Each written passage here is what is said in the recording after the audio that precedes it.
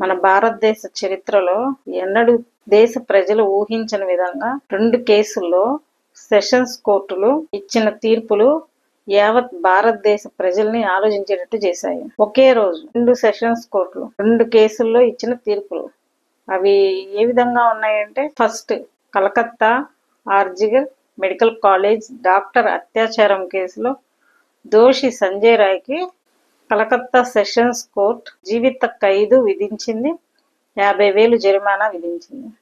అంటే చచ్చేదాకా జైల్లోనే ఉండాలి అని, దానితో పాటు 50,000 జరిమానా అని చెప్పి విధించింది. భారత రాజ్యాంగం భారతీయ న్యాయ సంహితలోని సెక్షన్ 64, సెక్షన్ 66, సెక్షన్ 103/1 సెక్షన్స్ క్రింద దోషిగా తేల్చి శిక్షను ఖరారు చేశారు. అంటే దీనికి సంబంధించి ఏంటి అంటే, ఈ సంజయ్ రాయ్ అనే అతనికి చనిపోయేదాకా కూడా అతను జీవిత ఖైదు అనుభవించాల్సిందే. దానితో పాటు కూడా అతనికి ఒక అవకాశం ఇచ్చింది. అది ఏంటి అంటే, మళ్ళీ దోషికి కలకత్తా హైకోర్టులో అప్పీల్ చేసుకునే అవకాశం ఇచ్చింది. దానికి తోడు న్యాయ సహాయం కూడా అందిస్తామని జడ్జి తీర్పు చెప్పారు. Calcutta RG Kar medical college doctors కానీ, తోటి డాక్టర్స్ కానీ, మిగిలిన ప్రజలు కానీ, వాళ్ళ తల్లిదండ్రులు కానీ, అక్కడ వాళ్ళు చాలా వరకు కూడా నిరసనలు, నిరాహార దీక్షలు అన్నీ చేశారు. వాళ్ళెవరికి కూడా ఈ కేసు తీర్పు అనేది నచ్చలేదు. అదేంటి, మేము ఉరిశిక్ష కదా విధించమనింది, ఏంది ఉరిశిక్ష వేయకుండా ఇలాగ చేశారు అని చెప్పేసి సిబిఐతో సహా అందరు జడ్జి గారిని అడిగారు, కోర్టుని అడిగారు.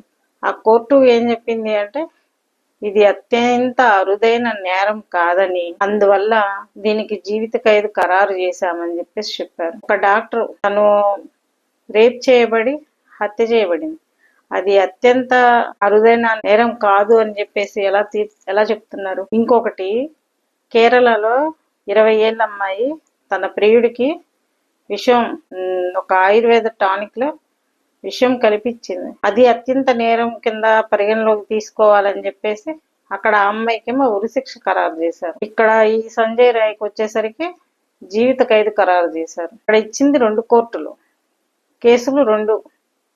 అక్కడ అబ్బాయి చనిపోయాడు, ఇక్కడ అమ్మాయి చనిపోయింది. కేసు విధానాలు వేరైనా మరణం జరిగింది. దానికి సంబంధించి చంపిన వాళ్ళకి వేయాల్సిన శిక్ష, ఈ సంజయ్ రాయ్కి వేయాల్సిన ఉరిశిక్ష ఏమో జీవిత ఖైదుగా మార్చబడింది. అక్కడ వచ్చేసరికి గ్రీష్మకి వేయాల్సిన జీవిత ఖైదేమో ఉరిశిక్షగా మార్చబడింది. 2 కేసులు 2 భిన్నాలుగా చూపించారనమాట.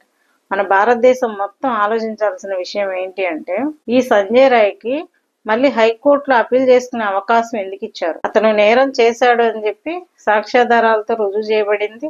ప్లస్ ఇంకొకటి, అతను నేరం చేయలేదు అని చెప్పేసి అతను ఒప్పుకుంటున్నాడు, నేను నేరం చేయలేదు, నన్ను ఇక్కడ అన్యాయంగా విరికించారు, నేను ఏ తప్పు చేయలేదు అని చెప్పేసి అతను మొత్తుకుంటున్నాడు. ఒక నిర్దోషికి దోషిగా శిక్షింపబడకూడదు అని చెప్పేసి ఒక అవకాశం అనేది ఇవ్వడం జరుగుతుంది.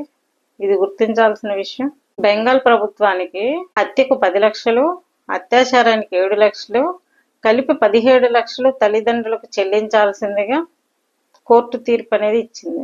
ఇది ఎంతవరకు న్యాయం? దేశాన్ని కుదిపేసి కలకత్తా ఆర్జికర్ మెడికల్ కాలేజీలో ఒక డాక్టర్ పై అత్యాచారం జరిగి మర్డర్ జరిగిన విషయంలో దోషికి ఇలాంటి శిక్ష వేయటం ఏంటి అనేది చాలా మందికి ఆలోచించాల్సిన విషయం. చాలా మంది కూడా ఆలోచిస్తున్నారు ఏం జరుగుతుందనేది. మళ్ళీ ఈ సంజయ్ రాయ్ హైకోర్టుకు అప్పీల్ చేసుకుంటాడా, లేదు నెక్స్ట్ సుప్రీంకోర్టులో అప్పీల్ చేసుకుంటాడా, చూడాలి ఏం జరుగుతుందనేది. అవకాశం అయితే ఇచ్చారు కదా తప్పించుకోవడానికి, చూద్దాం.